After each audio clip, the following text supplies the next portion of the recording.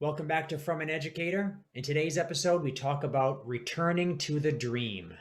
And it's about this April vacation that I've been on and how I've been able to return to my dreams.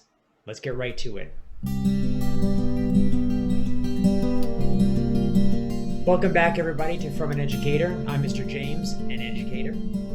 And today's episode is called Return to the Dream. Well, I've been on April vacation for this past week, and not really so much a vacation because I've had a lot of different things I've had to do around where I live and just kind of tying up loose ends and connecting with people that have been reaching out to me or I expect to reach out to me, like playing music. Again, it'd be great. So I've spent this week sort of returning to things I've put aside for this past, honestly, entire school year, maybe even year and a half. It feels like everything has changed. So I'm excited to share that with everybody, and I definitely want to touch upon a couple things that maybe might help anybody else who's thinking about maybe making some major changes, maybe some spring cleaning in their life. And that's not just, in your surroundings, in your environment, but actually about yourself, things you can change about yourself. So it's show 55. It is a Friday. It is April 23rd. And yeah, let's get right into today in Maine. As far as COVID-19 is concerned, COVID-19, if you're just joining me in this episode for the first time, then that is something that began this podcast slash vlog.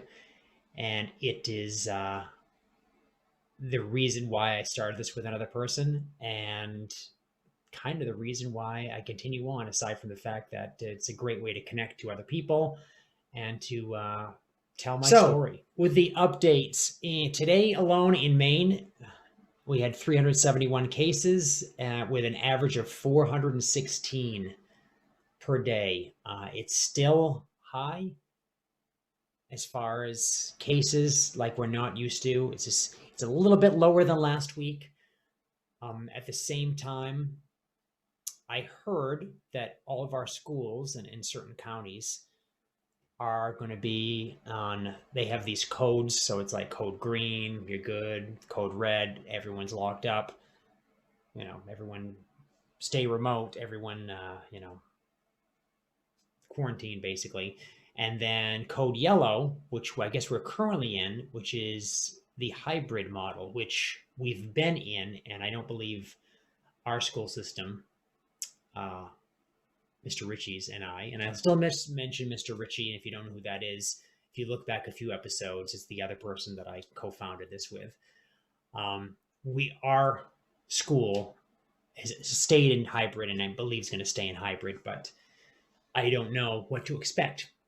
So, and I do mention this in the slide right here. So this was vacation week. It also means that when we return, there's potential for staff and students being positive, COVID positive, because they've been at home and they might have been out in public and they might not have been taking safety precautions. And I don't need to go over my Facebook feed for the few teachers that I am friends with to see where they're going out to eat and doing all these extravagant things, to tell me that some people probably made some bad choices basically.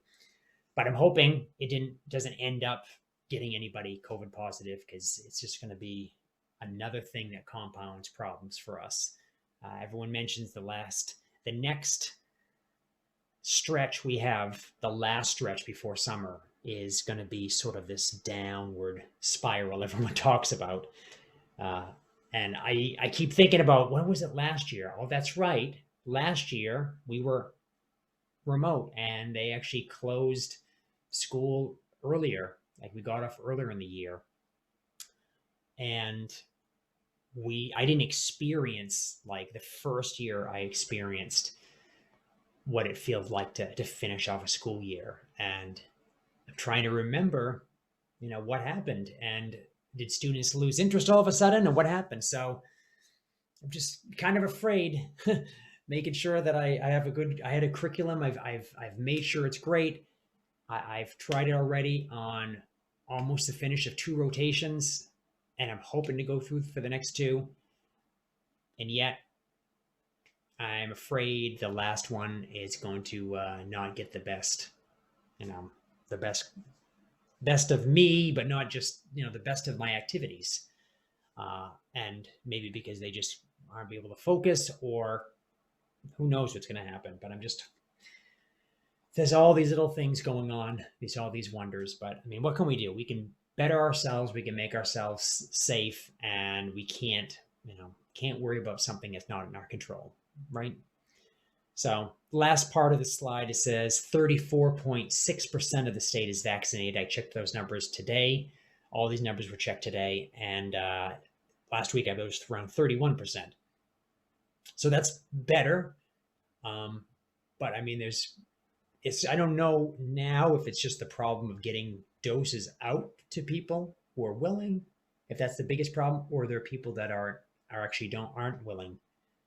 And I'm just hoping it doesn't get capped at a number like this. So the last time if last week, if you were here, the last time you might have seen this slide, it said April vacation plans. This is April vacation so far. And so this is what I've been doing this week, and I'm actually pretty excited about what I've been doing. I've been preparing for gigs with equipment. I've been kind of looking at things so I can consolidate things, because one of the big things as a freelance musician is when you go to set up, you want to try to keep that time as efficient and limiting as possible. There's nothing worse than taking a long time to set up only to turn everything on and to find out that certain settings aren't working or something's going on, because it's electricity and it's just fickle. And so I'm trying to find a way to just streamline everything I'm doing. One of these things has to do with like getting a different effects processor for my guitar rig, basically, and also finding a way to maybe consolidate my keyboards. And I mention this because I'm in a band where I actually play 2 guitars and 2 keyboards. Sometimes, not all at the same time, but sometimes I have 2 keyboards, and I can step on certain pedals and make them continuously sound while I play the guitar. And I've done that a few times in a few songs that I don't always remember doing that. And that's one of the other things to add in. I'm going to be adding some sort of computer interface eventually, so I will know when I have to do certain things, and it might actually help me do it, maybe even do it for me. That'd be great. That exists, that everything like that exists already, and it just requires programming and money. Lots of good money to make. You want some good equipment, you want good hardware, pay some good money for that.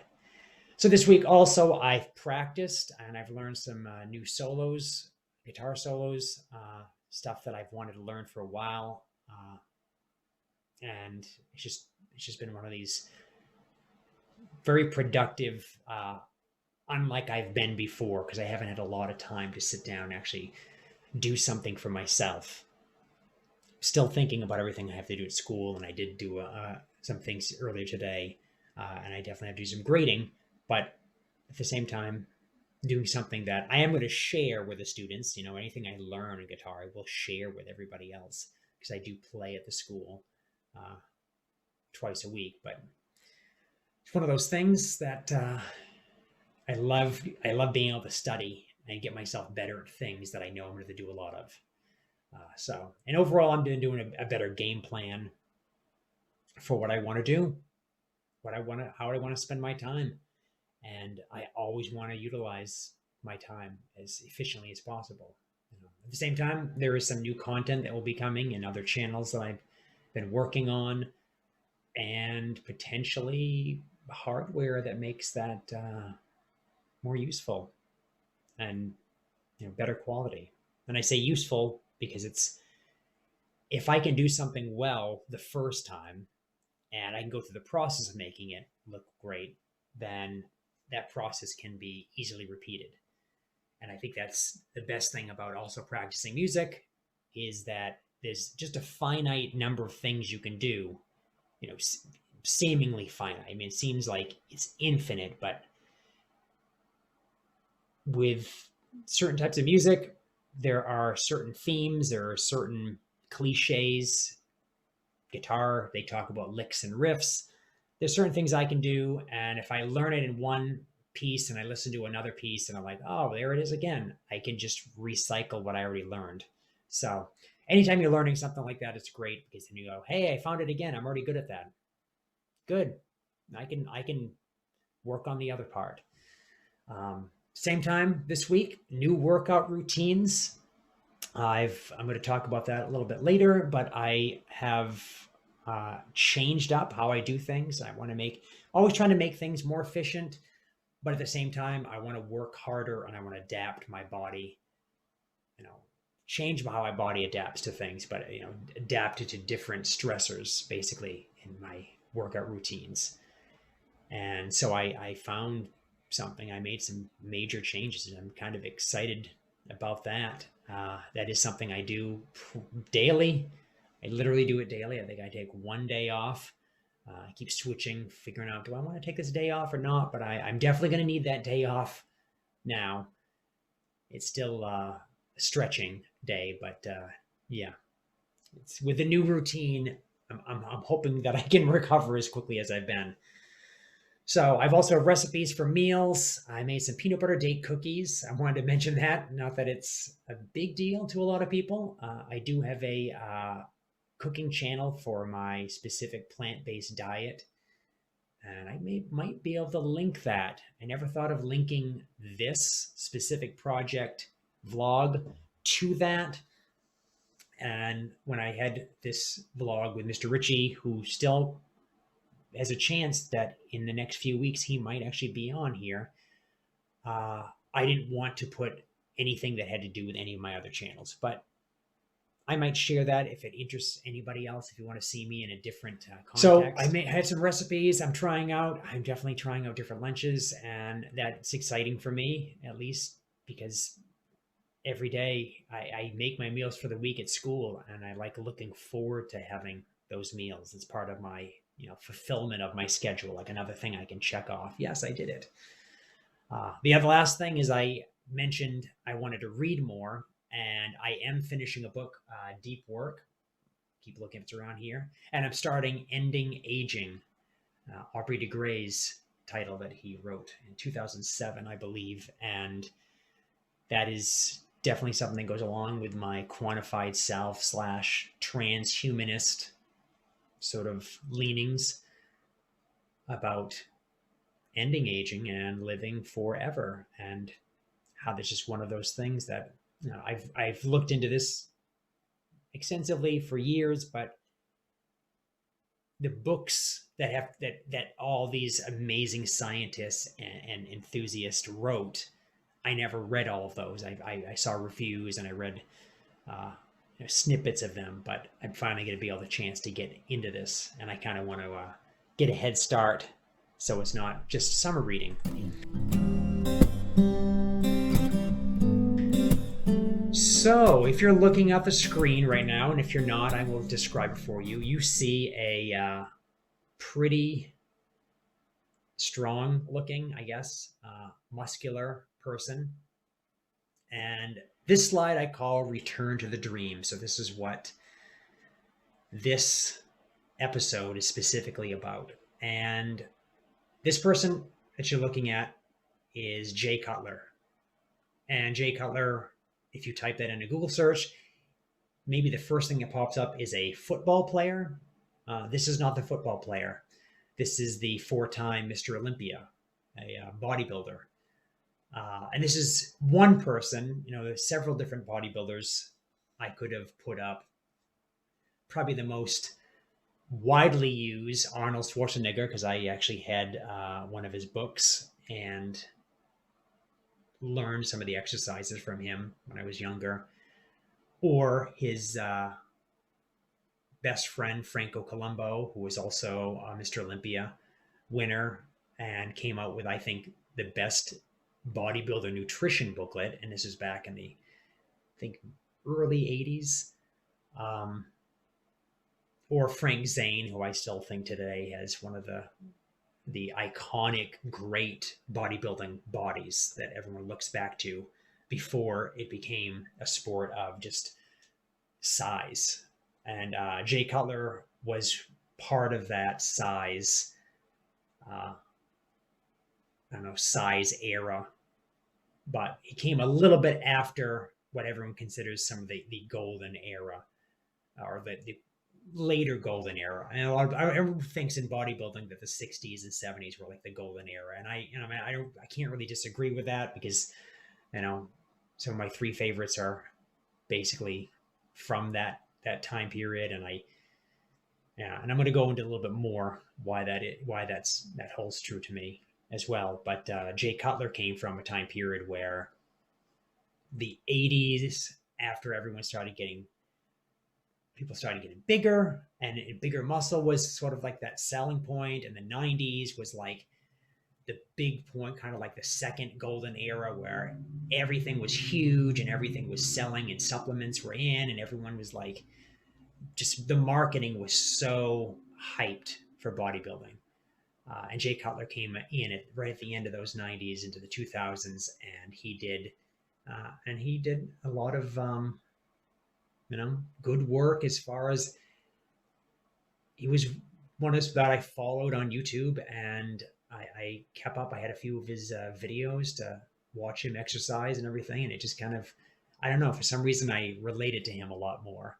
Now, for the 60s and 70s, my father was an amateur bodybuilder. He was Mr. Maine, actually, in the 70s. They had a bodybuilding contest in Maine.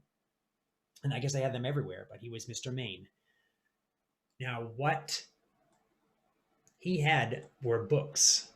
And although he didn't talk to me about bodybuilding, and we had a different relationship back then, my parents did split up, and he just wasn't happy in his situation, and that definitely got conveyed to the fact that he didn't really want to be part of the family then.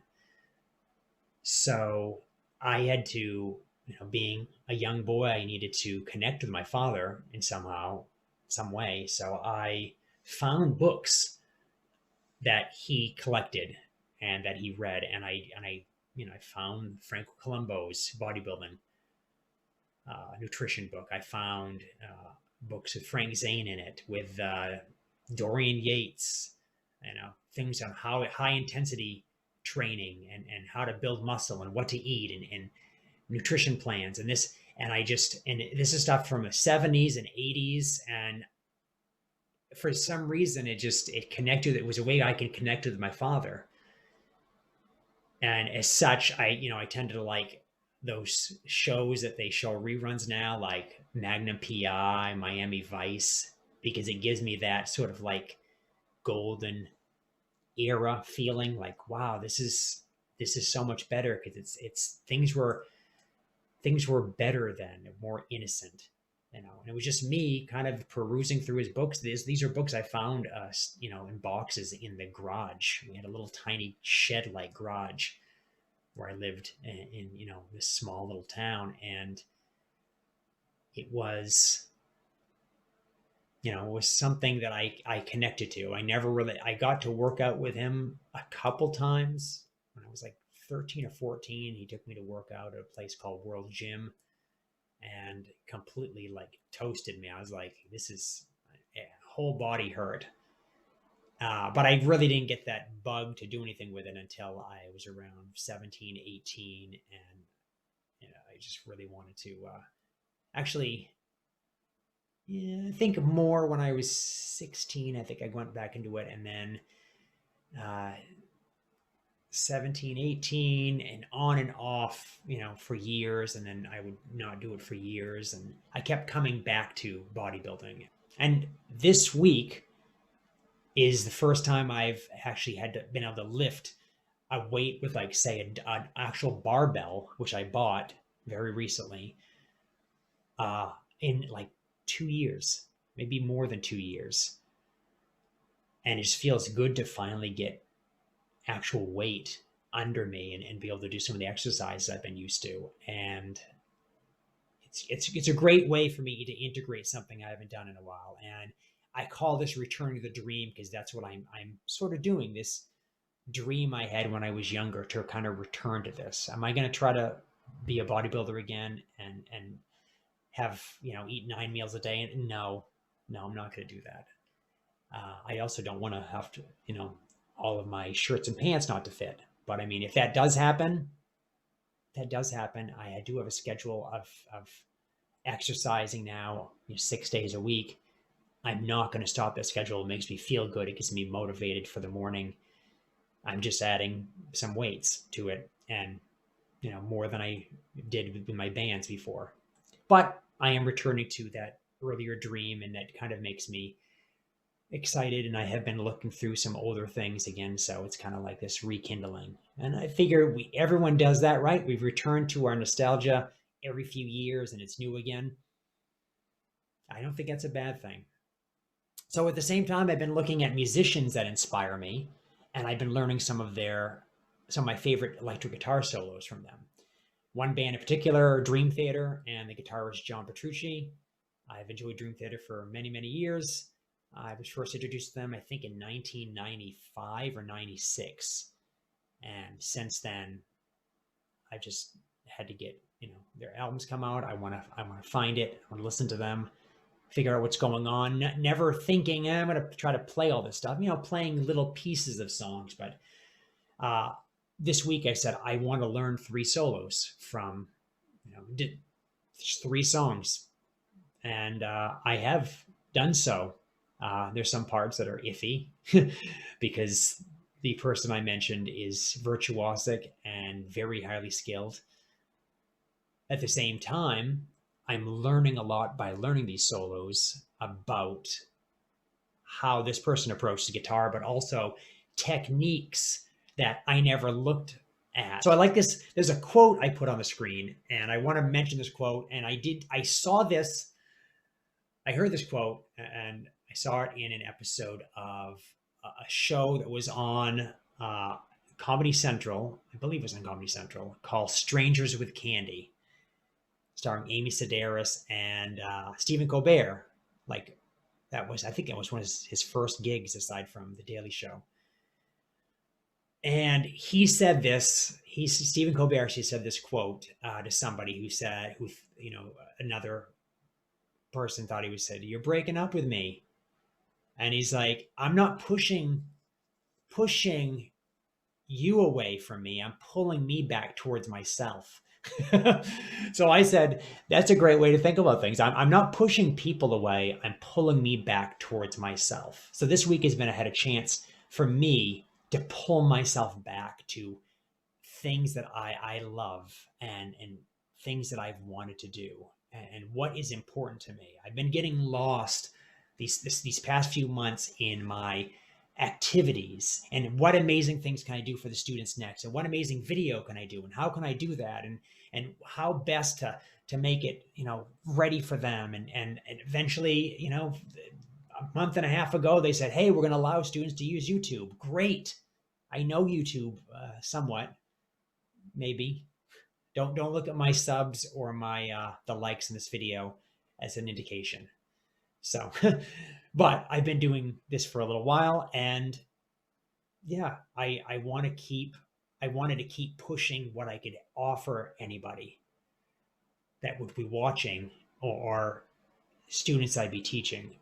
And I kind of forgot, I like playing guitar. I like shredding and playing fast. I like lifting weights. I like feeling good in my own body. And I've been continuously exercising, and I've been losing sort of like the drive every morning as I'm yawning while I'm waking up on my, stationary bike and getting ready for my workout. It kind of like, can I keep this up? What's going on? I mean, I've been doing this for wow, at least 120, 150 days straight. And I don't want to give it up. And I just have to find a way to reinvent it. And I've done this by adding weights, but also rekindling my love for just exercise and in general. But I feel like I've had to step back from everything I've done, step back from the people that I've been associating with these past few months, and pull myself back towards what I want to be. And I think everyone should be doing that for themselves every now and then. You have to be with yourself, be alone, recognize what you want to do, and go for that. And take care of yourself, because there's so much energy coming out of you for other people that you sometimes lose the energy that you should be. I do want to mention the last thing I mentioned on the slide is don't forget what gave you drive when you were younger. What you wanted to be when you grew up, what you just had a passion for, what you thought was awesome, what you might have done for a few years and then just found some other opportunities and some way to make money, because unfortunately we have to make money. I don't think, I wouldn't have stopped playing electric guitar and really working on that complicated music that I love so much. And instead of playing in these bar bands and stuff like that and wedding bands and playing the, top 40 music, 3-chord rock, basically. I wouldn't have done all that if I didn't need money. I mean, money makes people do crazy things, right? And sometimes that crazy thing is getting a job at a place that you wouldn't set foot in because you need a paycheck and you need health insurance and you need to live. And that's America. If this podcast was maybe from another country, maybe in Europe, that might be a completely different thing we're talking about right now. And I'm trying to find the balance between having a career and having a life, becoming someone that I like, and enjoying practicing, enjoying things that I can do for myself, and having other little projects. I mentioned for years when everyone's like, oh, I listen to your music that you made. And I'm like, yeah, that music's 14, 15 years old. I haven't recorded. And even back when I was saying this, like 5, 6 years ago, I was like, yeah, I haven't recorded in 8 years. Well, add those 5 or 6 years of that. So I haven't recorded in a long time. Kind of have that itch to get back into it, but I want to get my chops back. And yeah, we'll see what happens. It's going to be another software nightmare, but maybe an upgrade computer will do something with that. And that's going to be another thing. I've been making so many changes these past few weeks that I'm not surprised if I go out and do something drastic like that. Because here's the thing, you got to spend money if you want to earn money.